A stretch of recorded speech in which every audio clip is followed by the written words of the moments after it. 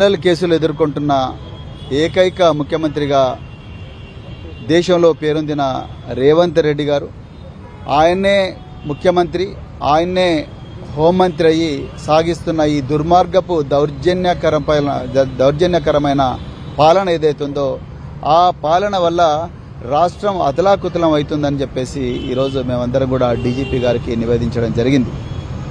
మరి ముఖ్యంగా ఈ మున్సిపల్ ఎన్నికల సందర్భంగా నిన్న మిర్యాలగూడ పట్టణంలో బీఆర్ఎస్ కార్యకర్తల మీద, నాయకుల మీద చాలా ఘోరమైన దాడి జరిగింది. ఇలా మా కార్యకర్తలు దాడికి గురైన వాళ్ళు ఇలా ప్రాణాలతో చెలగాటమవుతూ ఉన్నారు. వాళ్ళ మీద కేసులు బుక్ చేయాలి, వాళ్ళందరినీ నిందితులను అరెస్ట్ చేయాలని చెప్పేసి డిమాండ్ చేయడం జరిగింది. అదేవిధంగా రేపు జరగబోయే కౌంటింగ్ దృష్ట్యా మరి బీఆర్ఎస్ కార్పొరేటర్ ఎవరైతే ఉన్నారో ఆ కార్పొరేటర్లందరి మీద, కౌన్సిలర్లందరి మీద కూడా కాంగ్రెస్ నాయకులు పెద్ద ఎత్తున కూడా దాడి చేసి వాళ్ళందరినీ కూడా కిడ్నాప్ చేసే ప్రయత్నాలు ఇప్పటి నుంచే మొదలుపెట్టారు అని చెప్పేసి మరి వాళ్ళకు కూడా ప్రొటెక్షన్ ఇవ్వాలి అని చెప్పేసి కూడా మేము ఈరోజు మరి డీజీపీ గారి కార్యాలయాన్ని మరి నివేదించడం జరిగింది. వారు కూడా అన్ని జాగ్రత్తలు తీసుకుంటామని మాకు చెప్పడం జరిగింది. కానీ ఈరోజు ఒక మాజీ పోలీస్ అధికారిగానే కాకుండా మరి ఒక బీఆర్ఎస్ పార్టీ నాయకుడిగా, తెలంగాణ పౌరుడిగా, పోలీసు శాఖతో ఉన్న అనుబంధం మరి మూలంగా నేను ఈరోజు చాలా బాధపడుతున్నా. నాతో పాటు యావత్తు తెలంగాణ సమాజం కూడా బాధపడతా ఉన్నది. నిన్న కాంగ్రెస్ నాయకుడు, టీపీసీసీ వర్కింగ్ ప్రెసిడెంట్ జగ్గారెడ్డి గారు బహిరంగంగా పోలీస్ అధికారులను ఘోరంగా అవమానించినందుకు మరి నిన్న జరిగిన సంఘటన పూర్వాపరాల గురించి కొంత చెప్పాల్సిన అవసరం ఉన్నది. మరి నిన్న జంగారెడ్డి గారు ఎవరినైతే దుర్భాషలాడినరో, గాండు అనే ఘోరంగా తిట్టిండో ఆ పోలీస్ ఆఫీసర్ మామూలు పోలీస్ ఆఫీసర్ కాదు. ఆ శివకుమార్ యాదవ్ అనే పోలీస్ ఆఫీసర్ 2009వ సంవత్సరంలో ఉగ్రవాదులు, అది మరి ముఖ్యంగా under world dance, mafia dance ఎవరైతే ఉన్నారో ఆ మాఫియా డాన్స్ హైదరాబాద్ నగరంలో తిరుగుతూ ఉంటే వాళ్ళు పోలీసుల మీద దాడి చేస్తే ఎదురుగా కాల్పులు జరిపి ఈ రాష్ట్ర ప్రతిష్టను పెంచిన ఒక మంచి ఆఫీసర్ శివకుమార్ యాదవ్. ఆయనకు భారత రాష్ట్రపతి గ్యాలంటరీ మెడల్ ఇచ్చారు. అంత మంచి రెప్యుటేషన్ ఉన్న ఒక అధికారిని, చట్టం ప్రకారం డ్యూటీ చేస్తున్న అధికారిని పట్టుకొని TPCC working president ex MLA Sangareddy Jaggareddy ఘోరంగా అంటే ఘోరంగా అవమానించిండు. మరి సంగారెడ్డికి పోయింది జగ్గారెడ్డి, ఆయన సంగారెడ్డి ఎక్స్ఎమ్మెల్యే కావచ్చు, కానీ జగ్గారెడ్డి మామూలుగా పోలేదు. జగ్గారెడ్డి ఇక చూడండి, జగ్గారెడ్డి రౌడీ షీటర్లను వెంబడేసుకొని పోయిండు. ఈ బ్లూ సర్కిల్లో ఉన్న వ్యక్తి రౌడీ షీటర్ అబ్బాస్ అనే ఒక రౌడీ షీటర్. ఇగో ఆయన ఇన్స్టాగ్రామ్ పేజ్ చూడండి, అబ్బాస్ రౌడీ అని రాసుకున్నాడు. ఇలా కాంగ్రెస్ టీపీసీసీ వర్కింగ్ ప్రెసిడెంట్ కు ఈ రౌడీ షీటర్లతో ఏం పనండి? వీళ్ళు గోల్కొండ ప్రాంతానికి చెందిన రౌడీ షీటర్లు. ఈ అబ్బాస్ పేరు మీద ఒక rowdy sheet Golconda police station ఉన్నది. ఈ మధ్య కాలంలోనే దాన్ని నార్సింగ్ పోలీస్ స్టేషన్ కు ట్రాన్స్ఫర్ చేసిండ్రు. ఈయన అబ్బాస్ యొక్క అనుచరుడు మాజిద్. వీళ్ళిద్దరు కూడా రౌడీ షీటర్లే. వీళ్ళ మీద అటెంప్ట్ మర్డర్ కేసులున్నాయి, ఎక్స్టార్షన్ కేసులున్నాయి. వీళ్లను పట్టుకొని ఒక ఎక్స్ఎమ్మెల్యే, టీపీసీసీ వర్కింగ్ ప్రెసిడెంట్ ఎట్లా పోతాడండి? వీళ్ళేమన్నా అక్కడ ఓటర్లా? గోల్కొండ ఓటర్లా? వాళ్ళు సంగారెడ్డి ఓటర్లా? అది ఒక ఎక్స్ఎమ్మెల్యే 100 మీటర్ల లైన్, అక్కడి వరకే ఎవరైనా పోవచ్చు. 100 మీటర్ల లైన్ దాటి లోపలికి పోయి ఒక క్యాండిడేట్ కొడుకు, రిజ్వానా అనే ఆమె క్యాండిడేట్, రిజ్వానా కొడుకు వచ్చేసి అడ్డు.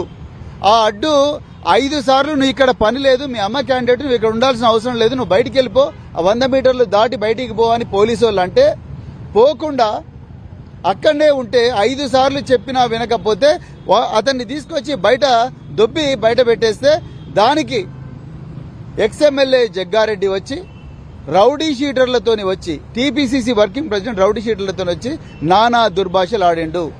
మరి ఎందుకు నేను ఇవాళ అడుగుతున్నా పోలీసు వాళ్ళను, ఎందుకు రేవంత్ రెడ్డిని అడుగుతా ఉన్నా, మీ హోంమంత్రిత్వ శాఖలుండే పోలీసు వాళ్ళను ట్రీట్ చేసే విధానం ఇదేనా? వాళ్ళ మీద, జగ్గారెడ్డి మీద అప్పటికప్పుడు సోమోటో కేసు ఎందుకు పెట్టలేదు?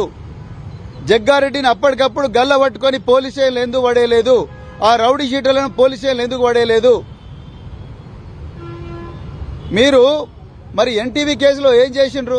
మీ నాయిని కోల్ బ్లాక్లో ఆ కాంట్రాక్ట్లన్నీ మీకే రావాలని మీరు ఆడిన జగన్ నాటకంలో హై వోల్టేజ్ డ్రామాలో ఎన్టీవీ వాళ్ళు ఒక ఉన్నతాధికారి మీద అసభ్యకరంగా మరి ఒక న్యూస్ ప్రసారం చేసిండ్రని చెప్పేసి మీరు ఆనాడు ఒక సీనియర్ ఐఏఎస్ ఆఫీసర్తోని కంప్లైంట్ ఇప్పించి ఆగ మేఘాల మీద హైదరాబాద్ ఇంటర్నేషనల్ ఎయిర్పోర్ట్లో జర్నలిస్టులందరినీ అరెస్ట్ చేసిన దొంతు రమేష్ను, ఇంకొక చారీని, ఇంకొక నగేష్ అనే వ్యక్తులను ముగ్గురిని అరెస్ట్ చేసి తీసుకుపోయి పోలీస్ స్టేషన్లో పడేసిండ్రు. ఎన్టీబీ ఆఫీస్ను రైడ్ చేసిండ్రు పట్టపగలే. మరి అంత ఆగమేఘాల మీద మీరు చేయగలిగినప్పుడు మీరు జగ్గారెడ్డి విషయంలో ఎందుకు సోమోటో కేసు చేయలేదని నేను అడుగుతా ఉన్నా. అంటే జగ్గారెడ్డి ఏమన్నా చట్టానికి అతీతుడా? ఇవాళ ఇదంతా చేయిస్తున్నది మీరు. అట్లనే జూపల్లి కృష్ణారావు లిక్కర్ లేబుల్ల మీద కుంభకోణం జరుగుతూ ఉన్నదని ఆ ఫైల్ సర్క్యులేషన్లో ఆయనను బైపాస్ చేసి ముఖ్యమంత్రి కార్యాలయానికి పంపించినట్టే రిజ్వీ అనే ఐఏఎస్ ఆఫీసర్ మీద కంప్లైంట్ చేసిండ్రు. రిజ్వీ అనే ఐఏఎస్ ఆఫీసర్ మీద కంప్లైంట్ చేసి ఆయన ఉద్యోగానికి రాజీనామా చేసేటట్టుగా చేసిండ్రు. అంటే కాంగ్రెస్ వాళ్ళు అదేవిధంగా పొంగులేటి శ్రీనివాసరెడ్డి కొడుకు, ఆయన రాఘవ కన్స్ట్రక్షన్స్ ఓనర్ పొంగులేటి శ్రీనివాసరెడ్డి కొడుకు, ఆయన వట్టినాగులపల్లిలో 3 ఎకరాల భూమిని కబ్జా చేయడానికి పోతే హబీబుల్లా అనే ఒక ఇన్స్పెక్టర్ కేసు బుక్ చేస్తే ఆయన రాత్రి ట్రాన్స్ఫర్ చేసిండ్రు అక్కడి నుంచి.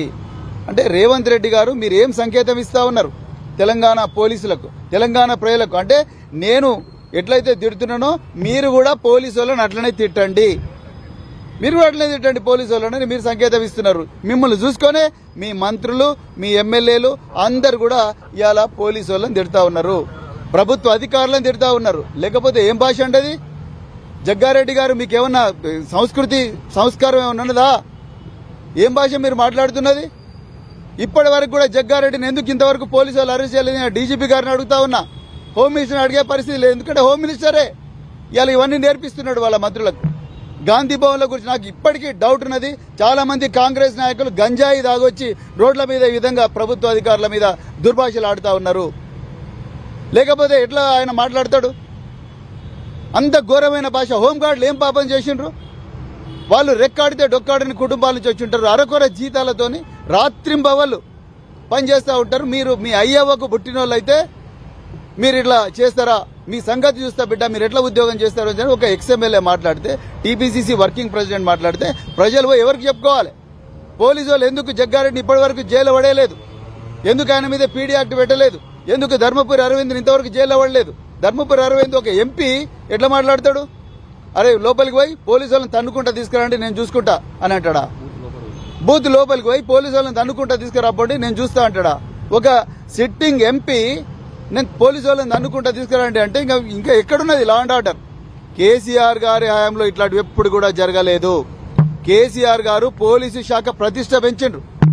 పోలీసు శాఖలో వేలాది మంది మహిళలను, పురుషులను, అర్హులైన వాళ్ళందరినీ కూడా గొప్పగా రిక్రూట్ చేసి వాళ్ళందరికీ ప్రపంచ స్థాయి తర్ఫీదిచ్చి వాళ్ళందరికీ గొప్పగా ఒక 700 కోట్ల రూపాయలు పెట్టి అత్యాధునిక సదుపాయాలు కమాండ్ అండ్ కంట్రోల్ సెంటర్ పెట్టిండు.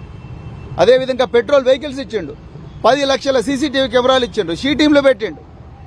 ఎన్నో కార్యక్రమాలు చేసి పోలీసు శాఖ ప్రతిష్టను పెంచితే రేవంత్ రెడ్డి ముఖ్యమంత్రి అయి హోంమంత్రి కూడా తనే అయ్యి తన ప్రతీకార వాంఛ కోసం సిట్టు మీద సిట్టులు ఏర్పాటు చేస్తూ ఇష్టం వచ్చినట్టు పోలీస్ శాఖను వాడుకుంటున్నాడు. మళ్ళీ ఇప్పుడు వాళ్ళ ఎమ్మెల్యేలతోనే అదే పోలీసుల మీద దాడి చేయిస్తా ఉన్నారు.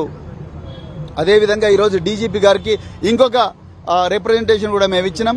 మా social media activist, BRS social media activist Nallabalu alias Sashidhar Goud ఎవరైతే ఉన్నారో ఆయన మీద 3 అక్రమ కేసులు పెడితే గౌరవ హైకోర్టు తెలంగాణ